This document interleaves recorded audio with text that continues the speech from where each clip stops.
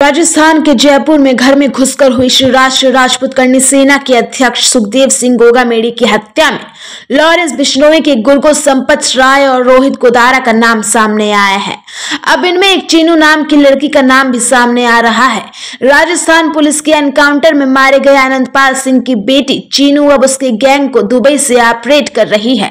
आनंदपाल सिंह के एनकाउंटर के बाद उनके शव के साथ गोगामेडी ने लंबा प्रदर्शन किया था। वहीं रोहित गोदारा बीकानेर के कालू थाना क्षेत्र का रहने वाला है और वो भी दुबई से ही गैंग चला रहा है। संपत राय पंजाब के भटिंडा के सेंट्रल में बंद है, जिसे अब रोपड़ पुलिस लेकर गई है। संपत नेहरा का एक करीबी था अंकित भादु, उसके खिलाफ सुखदेव सिंह गोगामेडी ने सोशल मीडिया पर एक विवादित टिप्पणी कर दी थी।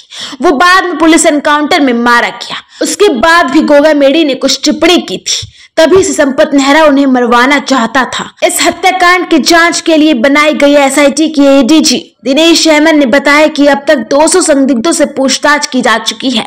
रोहित गोदारा के करीबी वीरेंद्र चारण की भी इस हत्याकांड में भूमिका का शक है।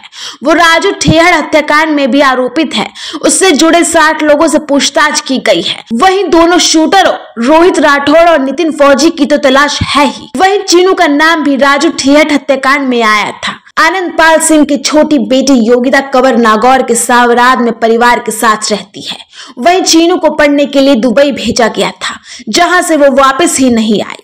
वो कई मामलों में वांटेड है और इसलिए पिता के अंतिम संस्कार तक में नहीं आई। राजू ठेहड़ हत्याकांड में पकड़े गए शक्ति सिंह ने चीनू का नाम लिया था। सुखदेव सिंह गोगामेडी की हत्या के लिए उनके घर में घुसने के लिए उनके परिचित नवीन सिंह शेखावत को जरिया बनाया गया था।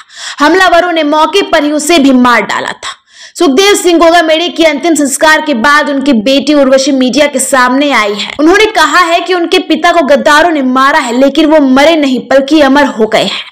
उन्होंने कहा कि उनका परिवार किसी से डरने वाला नहीं है। उर्वशी ने कहा कि पाकिस्तान तक से उनके पिता को धमकी मिली, लेकिन राजस्थान सरकार ने सुरक्षा नहीं दी। उर्वशी ने कहा कि पिता की तरह वो भी लोगों की मदद के लिए खड़ी रहेगी। उन्होंने हत्यारों के एनकाउंटर की मांग की। उन्होंने कहा कि हम नहीं डरेंगे, परिवार नहीं डरेगा। उर्वशी ने कहा कि उनके पिता सर्व समाज के लिए खड़े रहते थे और अब भी किसी को जरूरत पड़े तो मैं रात को भी खड़ी मिलूंगी। उन्होंने कहा कि अभी पुलिस ही पुलिस चारों तरफ दिख रही है, लेकिन उनके पिता को सुरक्षा नहीं दी गई। हत्या से एक दिन पहले उनके पिता से बातचीत हुई थी।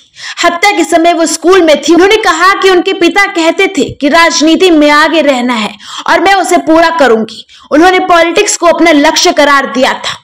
वहीं आनंदपाल सिंह की बेटी चरणजीत सिंह ने इन आरोपों को नकार दिया है। एक वीडियो जारी करके उन्होंने कहा कि सुखदेव सिंह गोगामेडी उनके लिए हमेशा आदरणीय थे और उनकी हत्या से उन्हें दुख हुआ है।